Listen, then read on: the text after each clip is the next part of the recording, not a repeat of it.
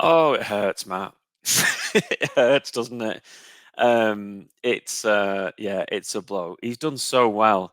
I mean, there's a couple of things with it, isn't there? There's the hope that we've done really well as a team, and so hopefully we can continue without him. But also, what on earth were we doing not playing him for so long? I mean, when he came on in the League Cup games or the Papa John's or whatever it's called now, that trophy, you thought he's the best player. He's the best player that you wouldn't have seen him, Matt, but he was really good in those matches. And he's just been an absolute revelation. So there's that old phrase, isn't it? Don't cry, it's over. Just smile, it's happened. But it's quite hard to take at the moment because he has been. I mean, when you watch the goals back, the highlights, you forget the bits that he was involved with and the chances he creates. And a great lad as well. You know, I know he's from the area, and I don't think he was a Tranmere fan as such, but certainly a lot of family ties to the club. So on many levels, it's a disappointment, but it's an opportunity for somebody else. But yeah, you can't. It's a bit like that. Getting a breakup, isn't it? It's not you, it's me. When you know it's you. But there you go. It's great, and hopefully he at least sees the appreciation Tranmere fans have got of him. And when he's sat on the bench at Blackpool for the next 6 months, we might even get him in the summer. Who knows? But what a superb player! What a superb player! I mean, before I came on, like I was thinking about how you could describe it, and a lot of people didn't see those the '90s period when we were really exciting to watch, and with people like Johnny Morrissey and Pat Nevin, and they would have thought, like, what must it have been like to watch them? Well, it was like New Year's Day. That's what it was like to watch them. So yeah, disappointing, but I think we're in good shape at the moment.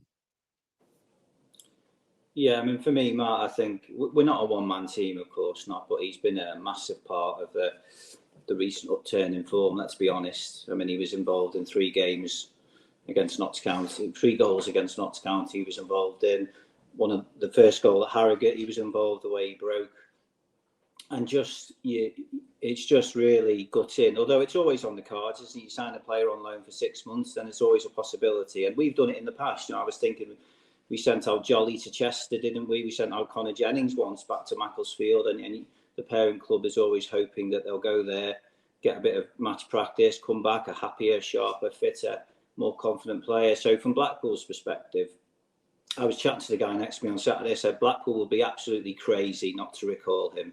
If he was on loan from a Premier League team, then he'd have no chance of getting in their team. But Blackpool, they're only one league above us. They're outside the playoffs. I think they're on 8th or 9th. So they would have been absolutely crazy not to recall back someone who's in such good form. Hopefully, I do worry about the impact it's going to have on us. He's involved in so many of our goals. You worry about the impact on the playing staff. The players around him. He's been linking up with Connor Jennings really well. But that's football. I'm sure Nigel for a while has known it's a possibility. So hopefully they'll have a plan. As Phil said, it's an opportunity for someone like Hawkes, who I'm a massive fan of, a different type of player who prefers to play on the left, obviously. But it's a massive blow, The only hope, and I don't know if this is possible, but if Blackpool they'll have their own signings they want to make, and I don't know whether in the next couple of weeks they might bring in a couple of players or keep hold of one or two that have been linked with moves away, and maybe towards the end of the window, I don't know if it's possible, they might be willing to let him come back. But we've got to be prepared for life without him. It's not a surprise he's gone back because of the form he's been in. So we've got to move on and find a way to keep us as so good as we've been going forward in recent weeks. The stats on him are ridiculous. He's only started 11 league games for Tranmere. And as you rightly say, Phil, what were they doing not starting him for the first, basically, half of his loan spell? But he's only started 11 league games for Tranmere. During those 11 league games, Tranmere have won 7, drawn 2, and lost 2.